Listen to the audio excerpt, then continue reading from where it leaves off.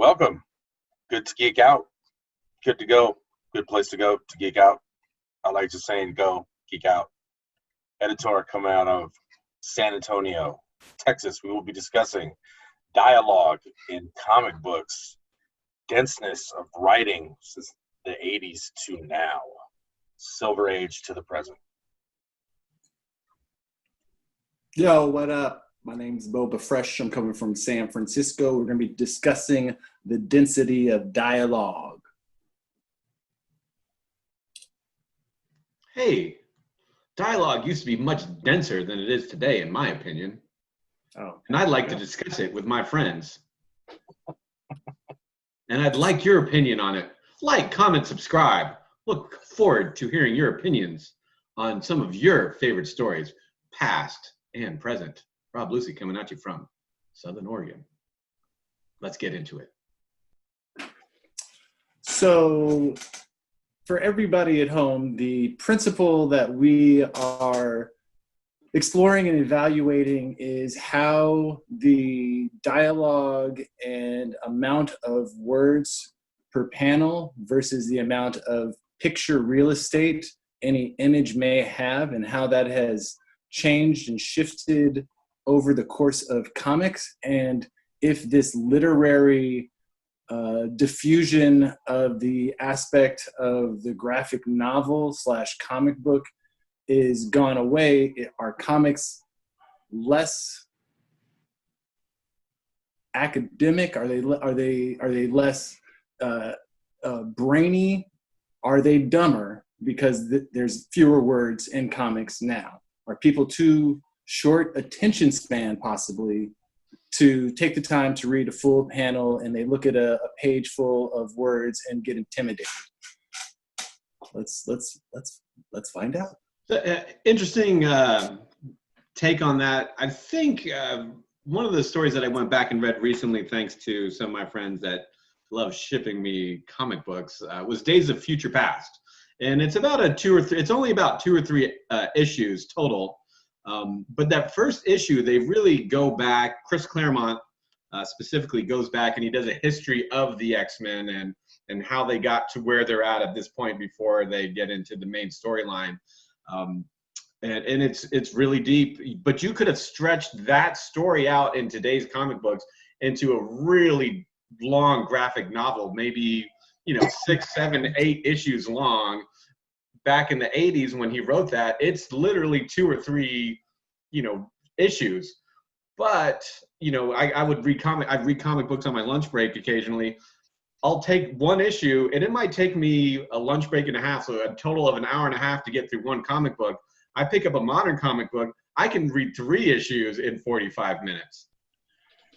All right, so to do a little bit of research on this, I just picked a random comic from each decade. So first one I got, I just picked Crisis on Infinite Earths, first one, 1985, written by Marv Wolfman, in case you were interested.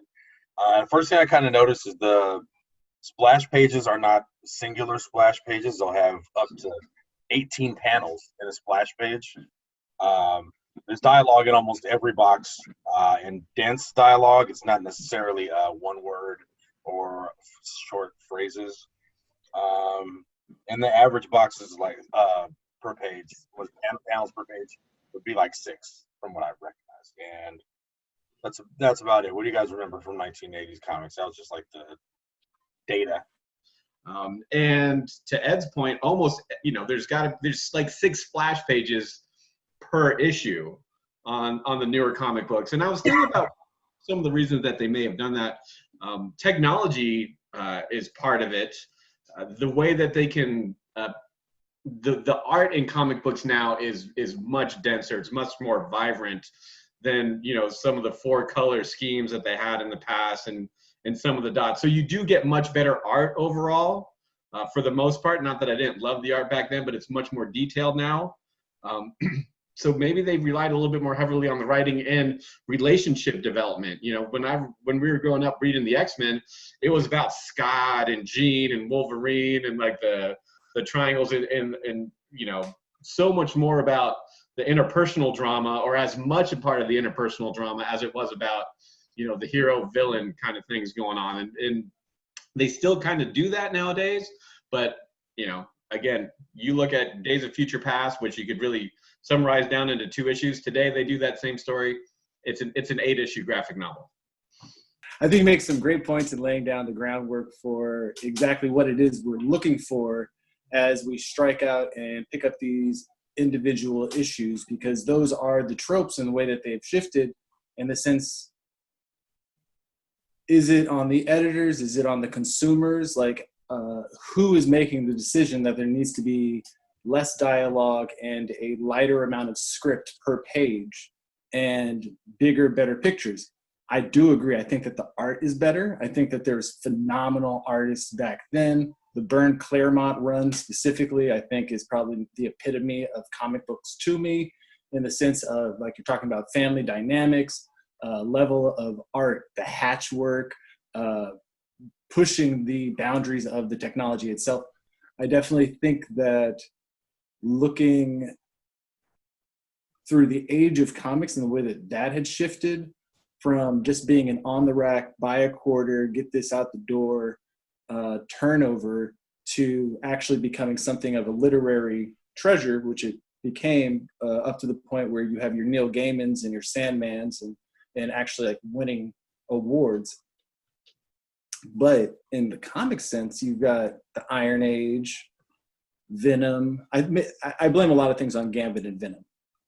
I think people stopped reading comics. People stopped caring about words when Gambit and Venom were on the page, because they're just so caught up looking at those two. What do you think, Ed? No, I agree. Just like as a marker, so up a decade to 91, I did Infinity Gauntlet, writer Jim Starlin. It's not very different. It's only 5 years apart, I guess, from Crisis. There are fewer panels already starting. The average is like 5 panels per page.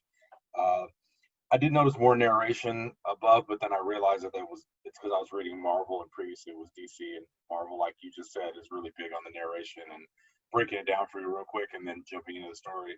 Whereas DC is like trying to use their characters to explain what's going on, and convey other stuff. It's a little bit more verbose for no reason, really. I think Marvel does it a little better. Lighter dialogue, there's more phrases, or like people yelling oomph or ha, stuff like that.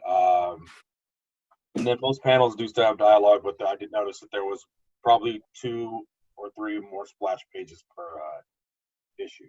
And there should only be one in the 80s, like one main. That one big splash page. Yeah, exactly. And then, like you said, I know once we start getting later on into the decades, it's like every other page is a splash page. It's interesting that you have that take on there, and thank you for looking into that and saying, okay, back in the 80s, we had 6 panels per page. Then we're going to 5 panels per page, and, one big splash page to 4 splash pages. It's the evolution of comic books. It's tough being a comic book junkie in today's age. Well, I think you bring up an interesting point in regards to that shift that had happened, and I was joking about Venom and whatnot, but those two things end up coinciding in regards to that is about the point where comics become a commodity, where people are like, oh, well, I'm going to invest in comics, so now we're going to make 1,000 holographic copies of this Spider-Man reboot, and everyone has it, but because everyone wants these new things and they know it, we can up the price. And I think that's when the price jumped, because they were like, oh, well, we can sell these at a higher price point and people aren't going to complain. Yeah, the quality and everything goes up, but and I'm sure that Image was able to justify it being a smaller company and being like, we had to cover our overhead and distribution. But yeah, it's interesting to think about that, because the other thing that's happening when the stock market is exploding, the comic book stock market is exploding, is the amount of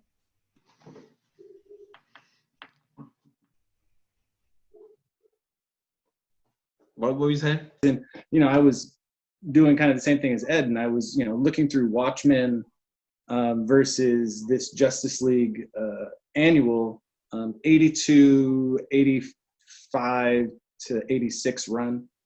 And Watchmen, like Claremont, but in this condensed format, he has exactly the amount of space that he needs to tell the story that he wants. So you can have super dense things like the entire Black Freighter sub story. You have an entire sub story.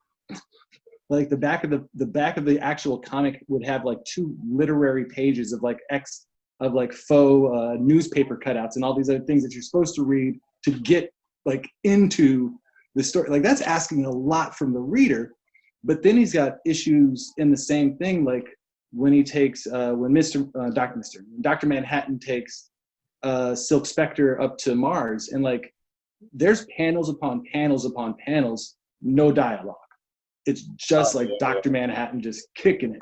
It's a picture of a footprint. It's the nostalgia bottle just following. And so that balance between heavy dialogue and knowing how to use it is really interesting in this compact story. And the annual, I think, is also interesting because it's compact, but it's doing that thing that annuals are supposed to do, which is be special. And so it's got like things like the blueprint for the Legion Tower and all sorts of things. But it's also got hey cat, what's up? Hey, where's boy? But it's also got like a full page panel. That's Bouncing Boy and Duo, and that's a lot of dialogue for Bouncing Boy and Duo Damsel. That's what it is. And so it's interesting. Like even small characters who have they run the Substitute Legion, it's.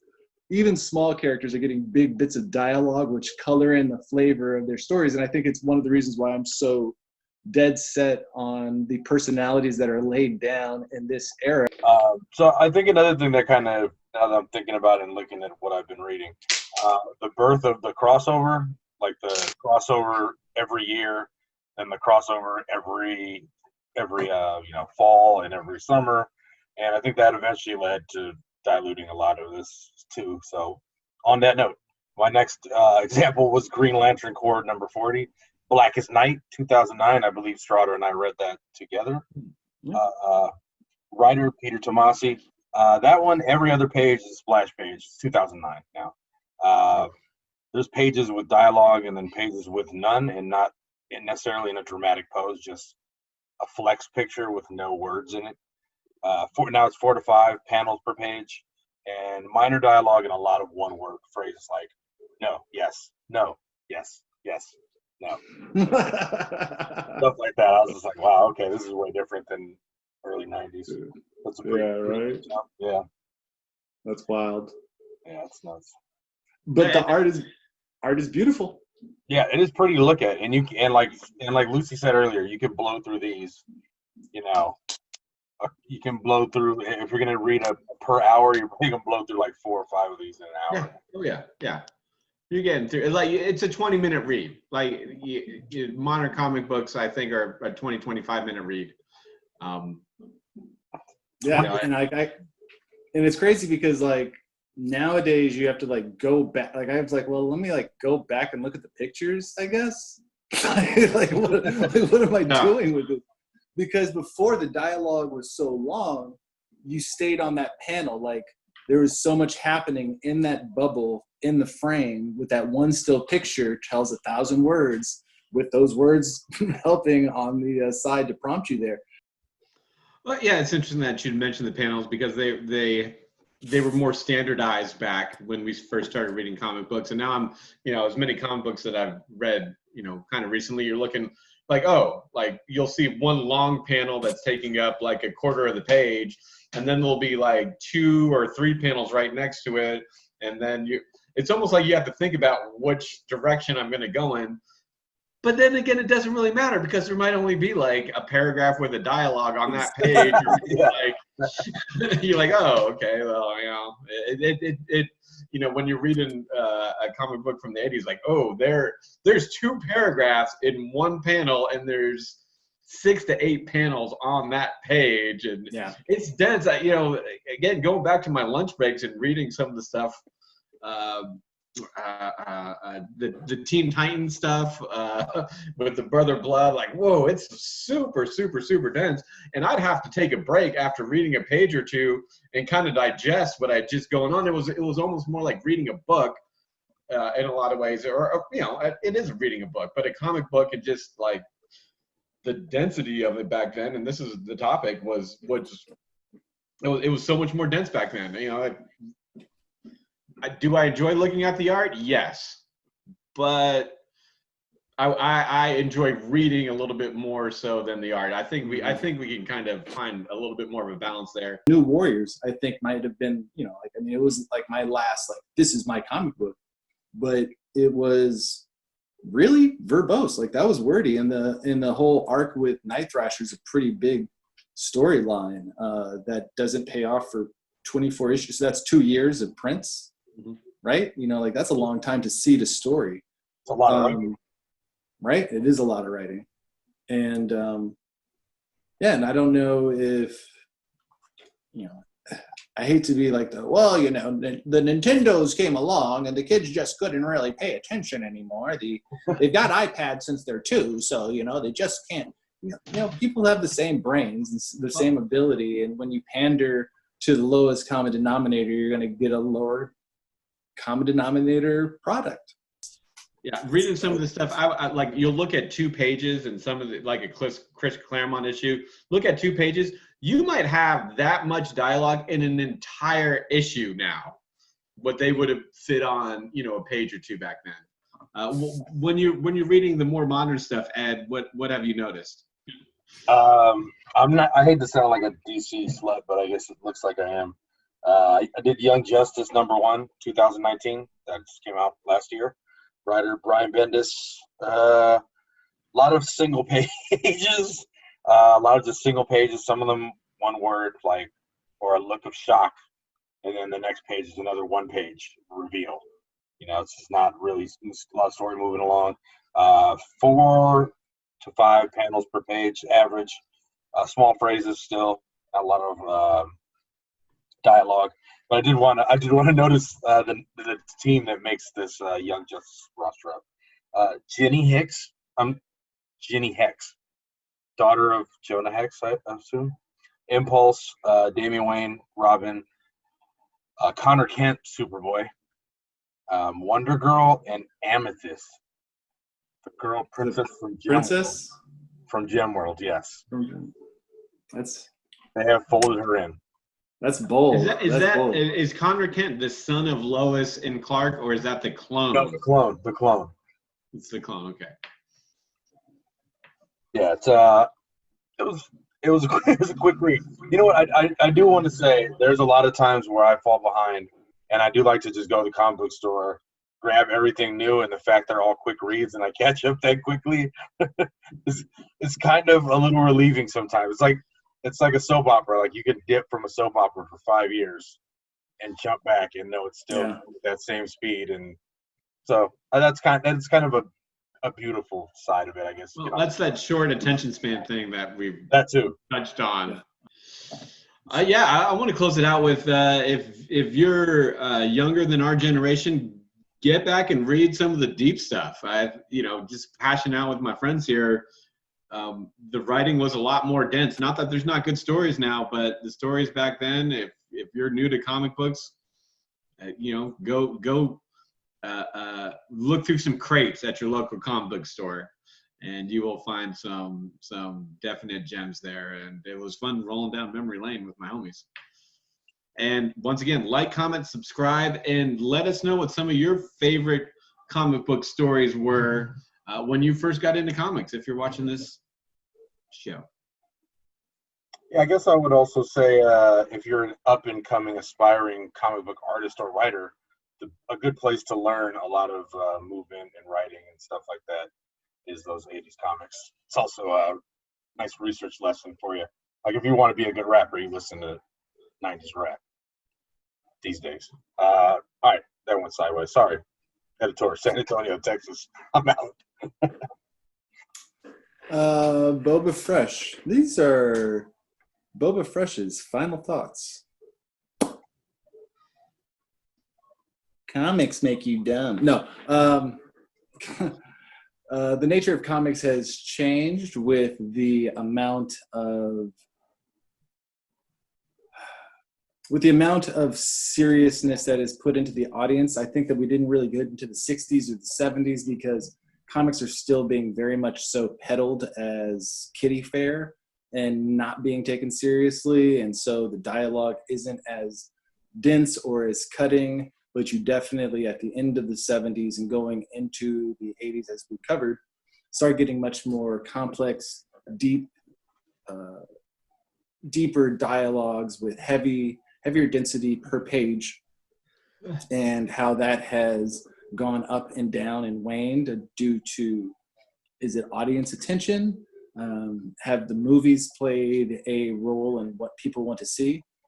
If anything, the one thing that I think gets lost the most without having so much dialogue on page is the thought bubble. That's a great way, like that's the one thing you can't get on screen. That's the one thing where you just can't be like, yo, like, I'm Captain America, and this reminds me of that one time in Monte Carlo in 1939, and blah, blah, blah, blah. You know, like, you can just do cool things with that camera inside the head, and you just don't get that anymore. Or even turn it into a power signature like Professor X, and like, you know, like his power bubbles look different when he's doing telepathy and, you know, all these other things. Or even, you know, just the power of the lettering, the importance of the colors of the bubbles when people decide to do that. A lot of the exposition of Marvel's color exposition blocks are always done in some different contrast and color of the majority of the rest of the page. So there's just a lot of interesting, smart things that went into these comics that we love. We hope that you enjoyed us discussing this material. I enjoyed talking with you about it. And this is Boba Fresh. Boba Fresh's final thoughts from Good to Geek Out. That's editor. And that's up there, Lucy. And we're out. Geek on and geek out. Peace.